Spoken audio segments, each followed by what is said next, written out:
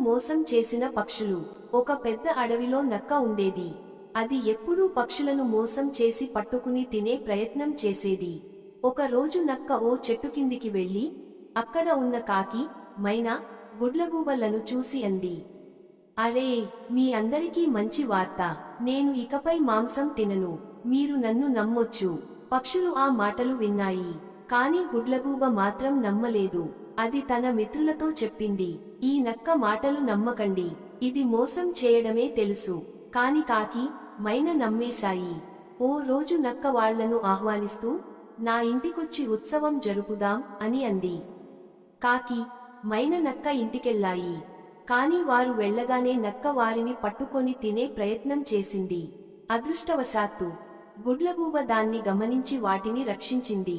నీతి: మోసగాళ్ల మాటలు నమ్మకూడదు. తెలివిగా ఆలోచించాలి.